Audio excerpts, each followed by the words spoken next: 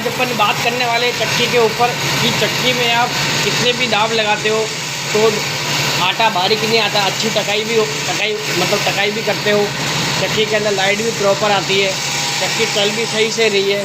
पर दोस्तों आटा कम पड़ता है, आटा सही नहीं आता, आटा मोटा भी आता है। और कई बार दोस्तों क्या होता है कि आप दाब कितने भी सही लगाओगे तो भी दोस्तों आपका आटा सही नहीं आता, क्योंकि उसमें कुछ गलती ऐसी हो जाती है चक्कियों के अंदर। अपन टकाई करते समय समझ लो, या चक्की में दाब लगाने का तरीका समझ लो, या दोस्तों आप किसी भी प्रकार का आप समझ सकते हो कि दोस्तों चक्की में हवा नहीं बनती हो, मतलब हवा नहीं बन रही हो, चक्की गर्म हो रही हो। तो दोस्तों आटा मोटा आने का बहुत सारा कारण होता है, एक कारण ही नहीं होता कि एक ही कारण है आटा मोटा आने का, आटा कम पड़ने का।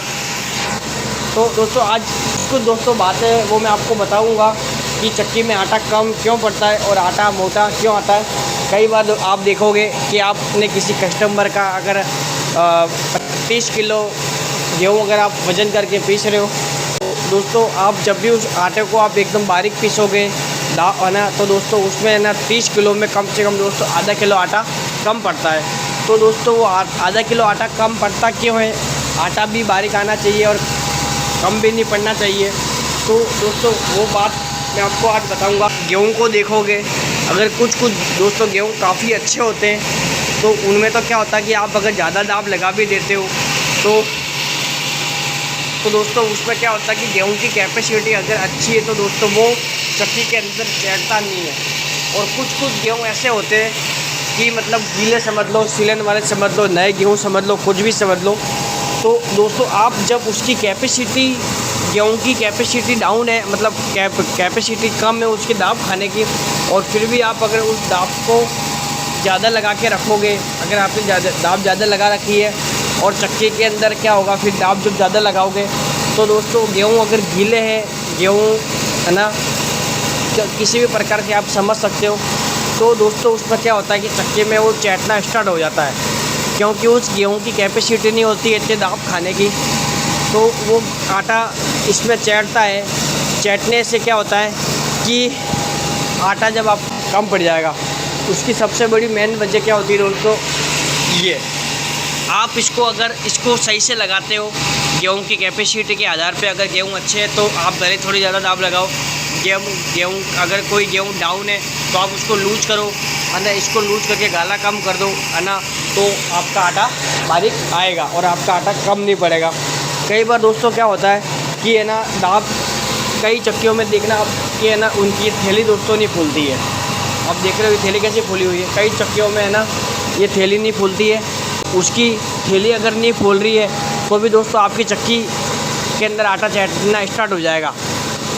मतलब ये जो है ना, ये आप देख रहे हो दोस्तों, ये चक्की के अंदर हवा मतलब प्रॉपर बन रही है, चक्की के अंदर पिछाई भी अच्छी हो रही है।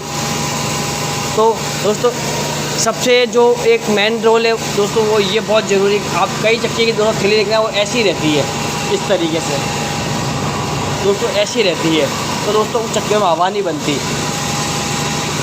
तो दोस्तों आप देखोगे कि दोस्तों उसमें क्या होता है कि जब भी अपन चक्की को स्टार्ट करते हैं या फिर चक्की में जब भी गेहूँ को आप डालने के बाद आप दाब लगाओगे, तो दोस्तों सबसे ज़्यादा जो अपन को ध्यान रखना है वो दाब लगाने में ध्यान रखना है कि चक्की के अंदर हमेशा आटा कम पड़ने की शिकायत सबके रहती है दोस्तों, मेरी भी रहती है।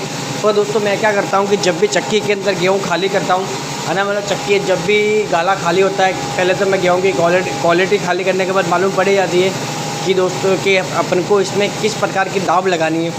कुछ क्या होता है कि कुछ चक्कियों के ऊपर मतलब है ना कि वो एक ही दाब से सारे गेहूँ की पिसाई करते हैं। तो दोस्तों क्या होता है कि आटा तो आपका बारीक आएगा ही आएगा, भले वो गेहूँ अच्छे हो या फिर मीडियम वाले हो या अच्छे क्वालिटी वाले गेहूँ हो। और दोस्तों क्या होता है कि अच्छे गेहूँ को आप भले ही दाब लगाओगे दोस्तों, तो वो उसकी कैपेसिटी दाब खाने की मतलब उसकी कैपेसिटी होती है दाब खाने की। और दोस्तों कुछ गेहूँ हल्के होते हैं, आप उसमें अगर ज़्यादा प्रेस लगी रहती है तो दोस्तों वो आटा मतलब अंदर चक्की में चैटता है। चैटने से क्या होता है कि जब भी आप करोगे दोबारा दोस्तों वो वज़न में कम उतरेगा। तो दोस्तों इसकी सिंपल सी यही बात है कि जब भी चक्की में अगर आप गाला डालते हो, गाला डालने के बाद में आपको गेहूं की कैपेसिटी के आधार पे आपको दाब रखनी है। सब जितने भी प्रकार के गेहूँ होते हैं आपको सभी के अंदर एक ही प्रकार की दाब चलने नहीं देनी है। अगर आप एक ही प्रकार की दाब चलने दोगे तो दोस्तों उसमें क्या होगा कि आपका आटा 100% कम पड़ेगा ही पड़ेगा।